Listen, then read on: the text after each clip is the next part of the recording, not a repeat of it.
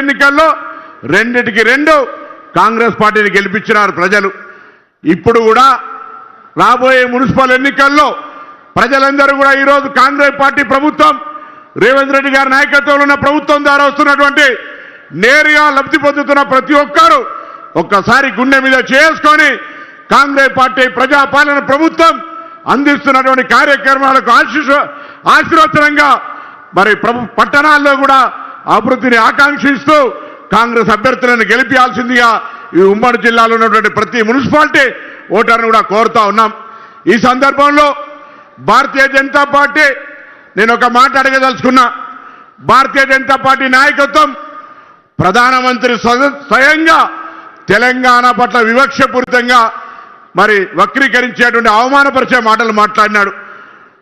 తెలంగాణ ప్రజాపాలన ప్రభుత్వం ఏర్పడిన తర్వాత గౌరవ ముఖ్యమంత్రి గారు మంత్రులు అనేక సందర్భాల్లో కేంద్రాన్ని నిధులు అడిగినారు. కానీ 2 బడ్జెట్లో కూడా వివక్ష చూపెట్టినారు. అయినా పర్వాలే అనుకుంటే ఈరోజు తెలంగాణ మీద విషం చల్లుతున్నటువంటి పవన్ కళ్యాణ్ తోటి ఎలా తెలంగాణలో బీజేపీ పొత్తు పెట్టుకొని ప్రజల దగ్గరికి వస్తూ ఉన్నది.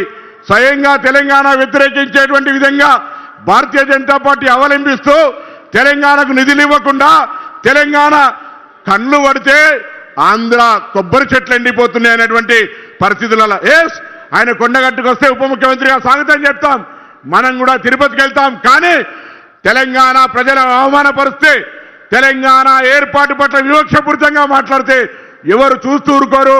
అటువంటి వ్యక్తులతోటి పొత్తు పెట్టుకున్న భారతీయ జనతా పార్టీ పట్ల తెలంగాణ ఉద్యమకారులు తెలంగాణ ప్రజలు ఆలోచన చేయాలని సందర్భంగా కోరుతూ వేదిక మీద పెద్దలకు ఇక్కడ వచ్చిన ప్రతి ఒక్కరికి జరగబోయే 11 నాటి మున్సిపల్ ఎన్నికల్లో కాంగ్రెస్ పార్టీ అభ్యర్థులను ఈ ప్రభుత్వాన్ని ఆశీర్వదించాల్సిందే ఈ సందర్భంగా విజ్ఞప్తి చేస్తూ అందరూ నమస్కారం చెప్తూ సెలవు తీసుకుంటా ఉన్నాను. పొన్నం ప్రభాకర్ గారికి ధన్యవాదాలు. అదేవిధంగా గతంలో ఉమ్మడి జిల్లాకు జిల్లా పార్టీ అధ్యక్షునిగా మంత్రిగా ఈ చొప్పదండి నియోజకవర్గాన్ని కూడా